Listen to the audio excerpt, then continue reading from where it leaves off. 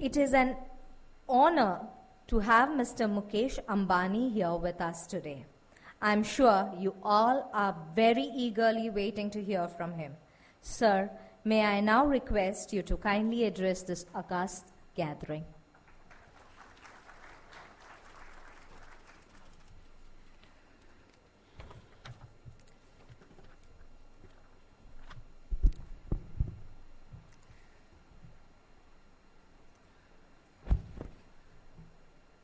Shailesh Bhai, Prabodh Bhai, Dilip, Arvind Bhai and Jitendra Bhai, ladies and gentlemen,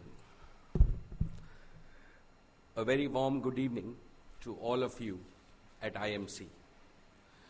For me, it is always a matter of great privilege and pleasure to be at such eminent events of the Indian Merchants Chamber. When I think of the IMC, I step into a very proud chapter of India's history. For this is one of the oldest industry associations, and this chamber is blessed by none other than the father of our nation, Sri Mahatma Gandhi himself.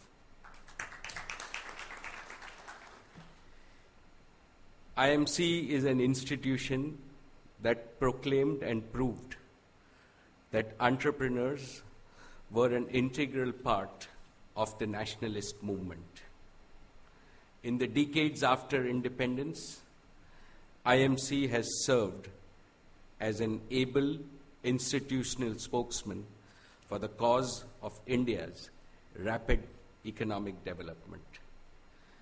IMC plays an indispensable role by representing Indian companies on a wide range of matters. It has many, many achievements under its belts. But special among them is the Ladies' Wing and the Young Leaders Forum, both of whom are doing a commendable job inspiring and providing a platform to young men and women. More importantly, it represents the big dreams of the merchants, the business community, and the entrepreneurs of India. My father, Sri Dhirubhai Ambani, was one such dreamer. He came to the city of Mumbai in 1960 with 1,000 rupees in his pocket and an aim to start a company, but a very big dream in his heart. A dream to build India's largest company, and through this company drive the cause of nation building. When I stand here before you, I do so as a proxy of that dream, what ordinary Indians can achieve in one lifetime. And we just finished our AGM yesterday, where Reliance Industries is now nearly 450,000 crores in revenue.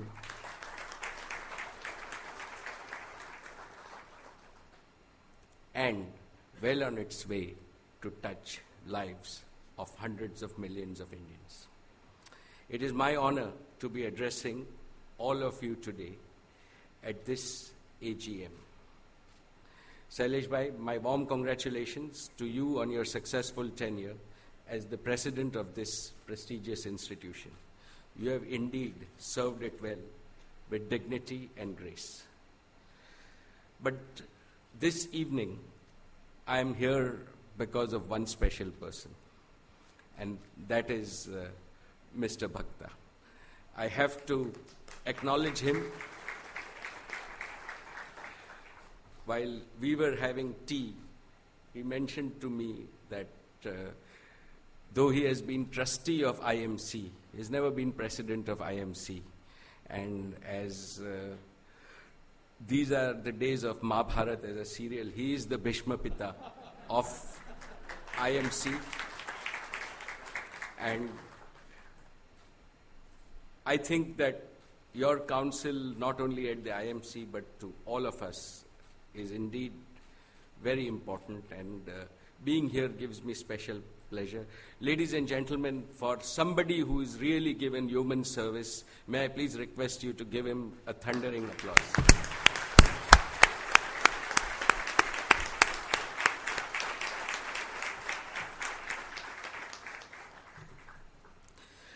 Friends, in 1998, some of you might not remember, I was a lot younger, and it was 7 years after reform, and I was here at the IMC doing exactly the same thing that I am doing today, and that is addressing an IMC AGM. At that time, my subject, Sailesh Bhai has been kind to me and he's allowed me to speak on whatever I want, but in the 40s you were given a subject, and my subject at that time was India 2020. And I spoke here about my vision of India 2020. As I look back to that day, what strikes me is not how correct I was in my predictions, but how understated my expectations turned out to be. Many of my expectations were met and even exceeded back in 2010.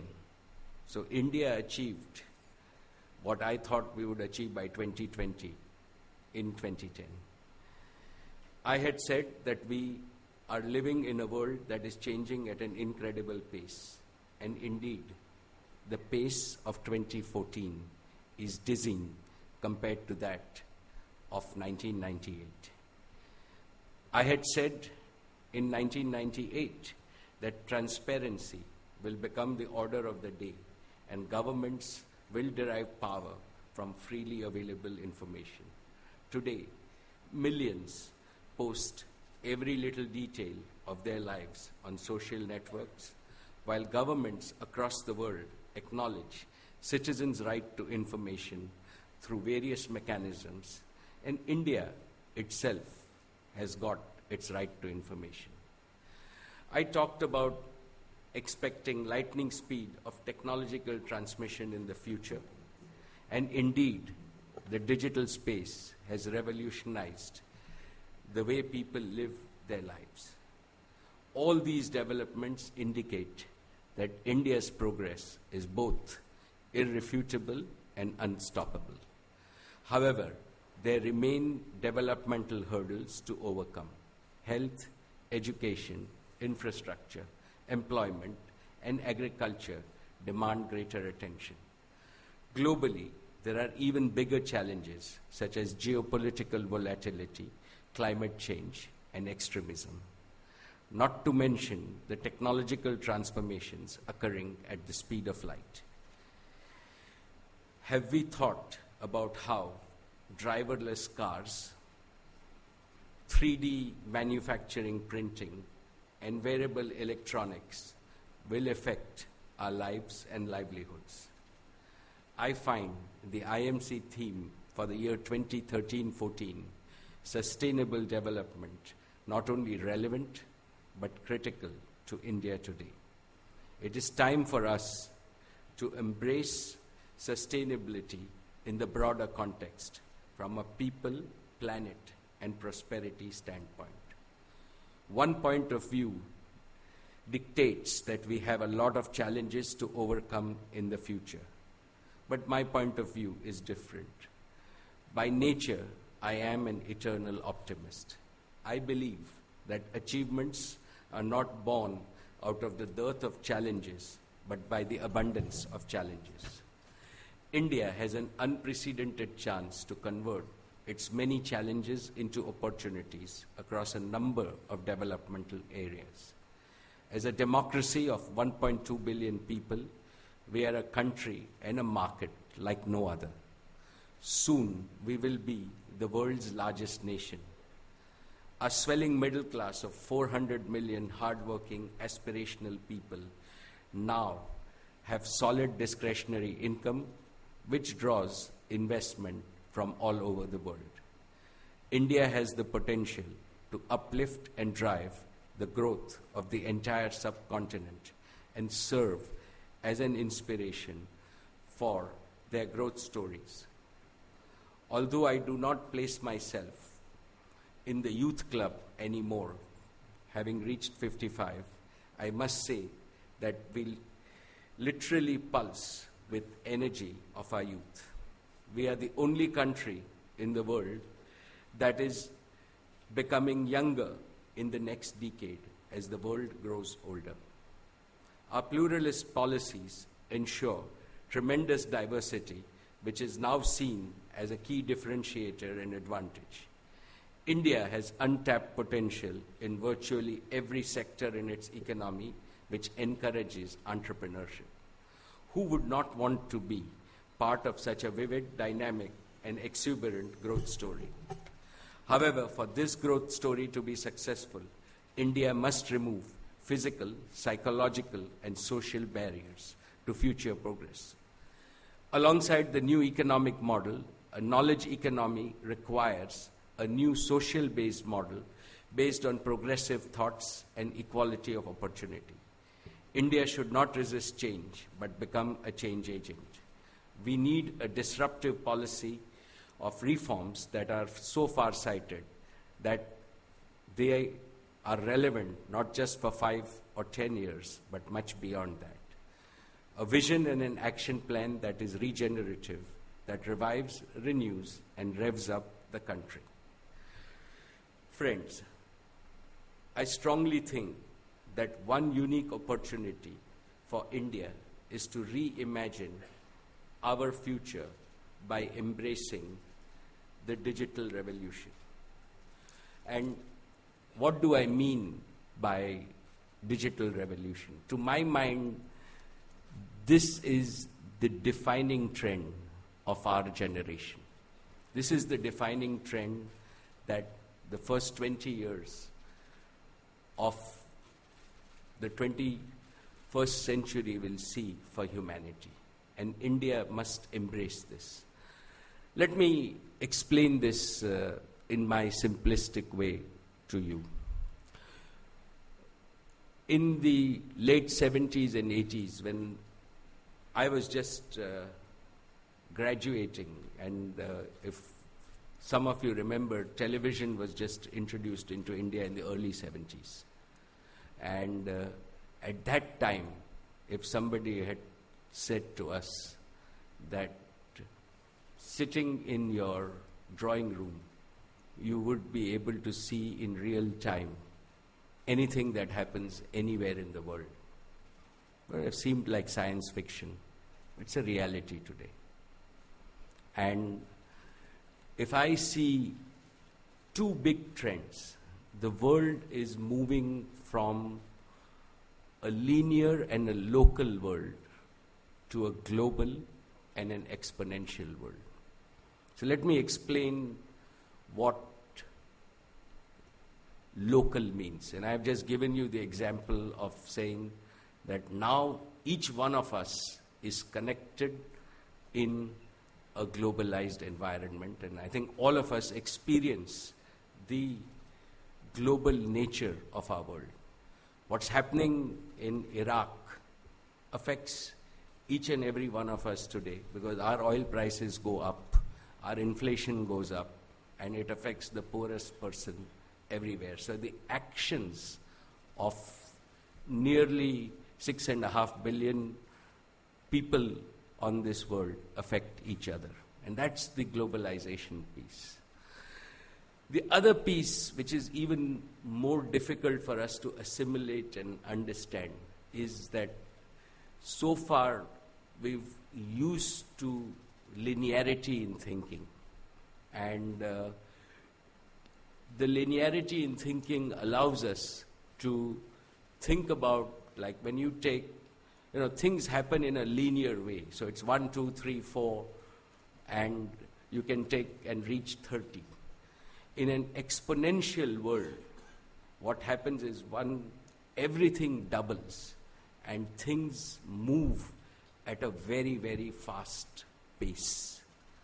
And the simplest way to think about it is that if you take 30 steps in a linear world, you will cover 30 meters if each step is 1 meter. In an exponential world, if you take 30 steps, it will be 1 billion meters. And effectively, we have to deal with this exponential world. Most of us are not used to dealing with this exponential world, and digitization of the world allows us to create this new exponential world. If I think about it from a business point of view, in the 90s, 80s, whenever we've grown up, right, the world's largest companies have been in our energy and automobile sector. And if you now look at 2014, 15, the automobile sector no longer occupies the position of pride in the US, right? The top 3 companies which have now more than $500 billion of market cap are Apple, Google, and Facebook. And they are literally less than 10 years old. And that is what exponentiality means. And exponentiality also gives us hope that we can achieve in the next 10 years what we could have not dreamt of achieving in the last 50 years. So, with this exponential growth in the coming decades will continue. Digital devices are finding their design equilibrium and becoming ubiquitous. In the digital world, processing costs are plummeting with cloud technology. Imagine the power of 1 billion connected Indian minds. Imagine the power of smart machines interacting with intelligent people. It will fundamentally redefine the way we live our lives. Friends, the best part is that this is just a beginning. The Internet of Things will make machines intelligent, smarter, and obedient.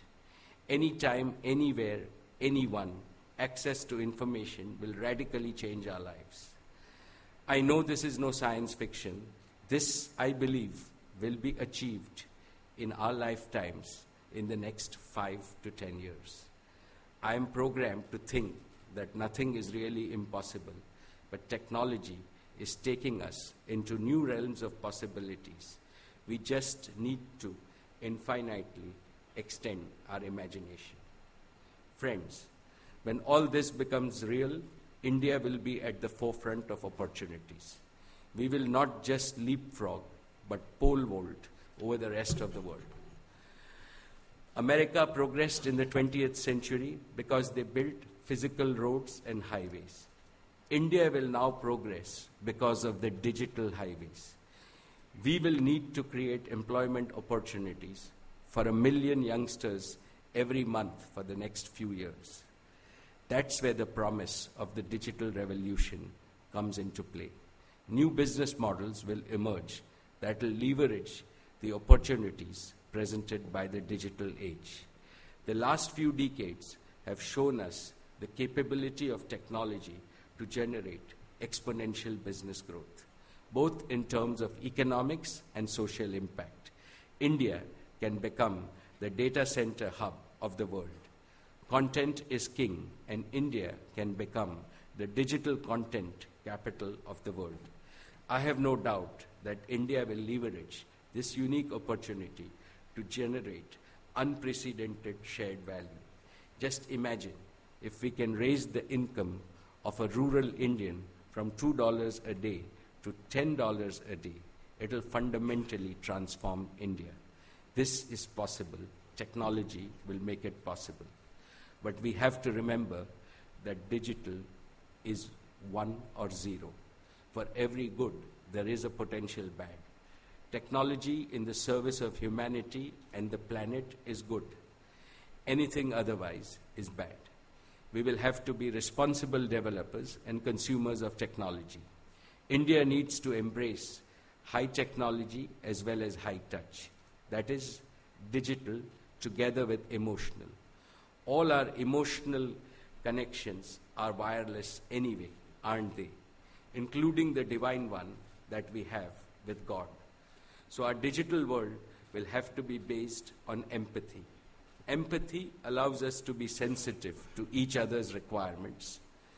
Empathetic businesses come up with solutions that value inclusion and diversity. Empathy, I believe, makes us human. Friends, I believe for India's progress, the 3 T's are important: technology, talent, and teamwork. I have given you a peek of what lies in store for us with the harnessing of advanced technology.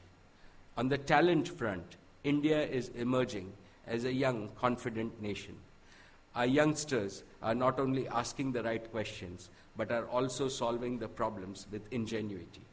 They are becoming part of the solution as opposed to just the problem.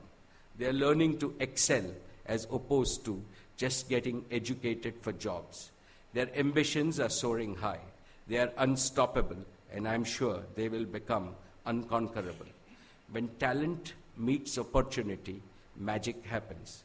India is ready to embrace this talent-driven magic and create a magical future for its people.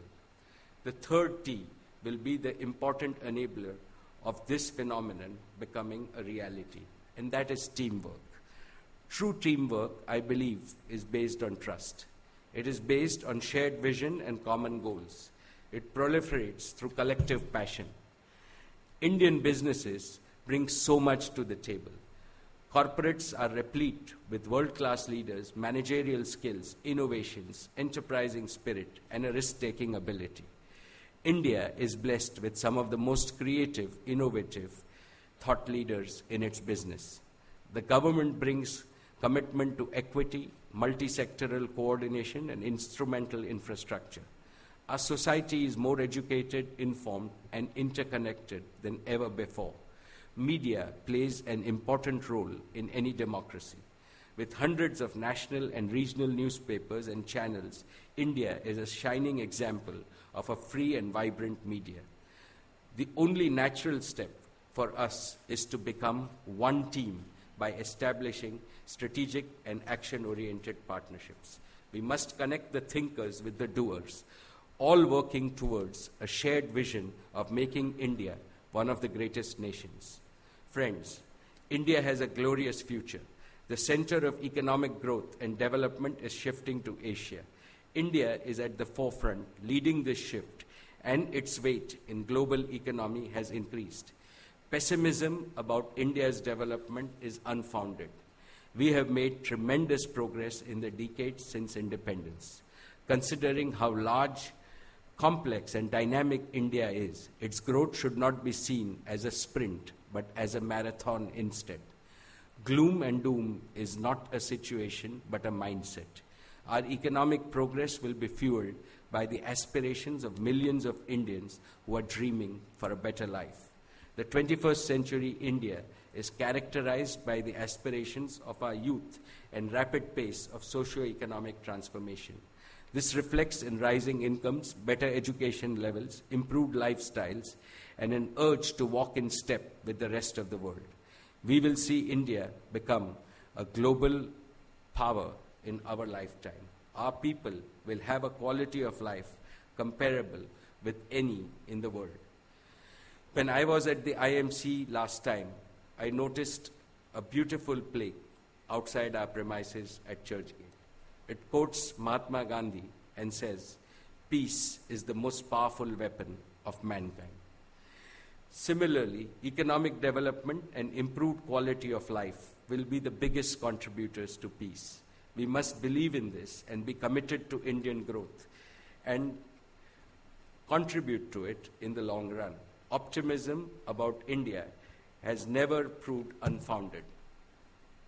That our people will have a quality of life comparable with anybody in the world. We must exude positivity about India's progress. We must overcome the negative mindset of the past few years and build a trust among all sections of society. Cynicism and doubt should vanish. Optimism and confidence will prevail, and we together will make this possible. India looks to all of us in the business community with great hopes. And I am sure that we will make her dreams a reality. I am sure that many of you will have similar aspirations. Our collective ambition must be to take India, Indian enterprises, and the Indian economy to the top of the global ladder. We will have to create a new partnership model that puts India first.